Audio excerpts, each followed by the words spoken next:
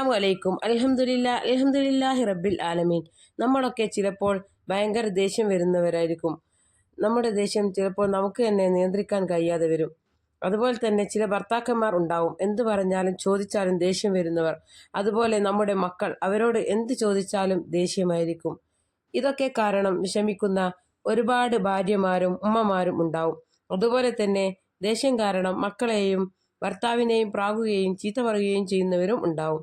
ഭർത്താവിൻ്റെ, ഭാര്യയുടെ, മക്കളുടെ ഇത്തരം സ്വഭാവം മാറിക്കിട്ടാനും സ്വയം നിയന്ത്രിക്കാനും പറ്റാത്ത ദേഷ്യം മാറാനുമുള്ള ആത്മീയ പ്രതിവിധി പറഞ്ഞുതരാം.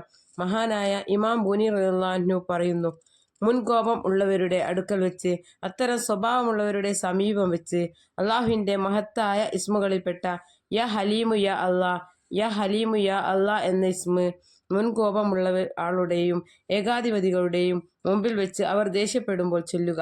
ഈ സമയം ചൊല്ലിക്കഴിഞ്ഞാൽ തീയിൽ വെള്ളം ഒഴിച്ച പോലെ ദേഷ്യം കെട്ടടങ്ങുമെന്ന് മഹാനായ ഇമാം ബൂനി റളിയല്ലാഹു അൻഹു പറഞ്ഞിരിക്കുന്നു. യാ ഹലീമു യാ അള്ളാഹ് എന്ന ഇസ്മിൻ്റെ അർത്ഥം അത്യധികം സഹനം ഉള്ളവനെ എന്നാണ് അർത്ഥം. 58 തവണയാണ് ഈ ഇസ്മ ചൊല്ലേണ്ടത്. അതുപോലെ അള്ളാഹുവിൻ്റെ മറ്റൊരു ഇസ്മാണ് യാ റഊഫ് യാ അള്ളാഹ് എന്ന ഇസ്മ്.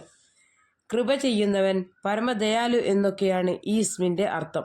ഈ ഇസ്മ സ്വന്തം ദേഷ്യം അടങ്ങുവാനും മറ്റുള്ളവരുടെയും ദേഷ്യം മാറുവാനും ഈ ഇസ്മ 70 തവണ ചൊല്ലുകയും മുത്തുനബിയുടെ പേരിൽ സ്വലാത്ത് ചൊല്ലുകയും ചെയ്താൽ സ്വന്തം ദേഷ്യം അടങ്ങുകയും മറ്റുള്ളവരുടെ ദേഷ്യം ഇല്ലാതാക്കാൻ കഴിയുമെന്ന് മഹാന്മാർ പറഞ്ഞിരിക്കുന്നു.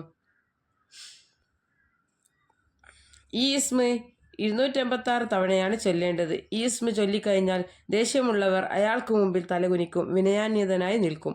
പ്രിയമുള്ളവരെ, മുൻകോപം കൊണ്ട്, കഠിന ദേഷ്യം കൊണ്ട് പ്രയാസം അനുഭവിക്കുന്നവർ അള്ളാഹുവിൻ്റെ ഇസ്മുകളിൽപ്പെട്ട യാ ഹലീമു യാ അള്ളാഹ്, യാ റഊഫു യാ അള്ളാഹ് ഈ 2 ഇസ്മുകൾ ചൊല്ലുക. എല്ലാവരുടെയും എല്ലാ നല്ല ഉദ്ദേശങ്ങളും അള്ളാഹു സഫലീകരിച്ച് നൽകട്ടെ. ആമീൻ.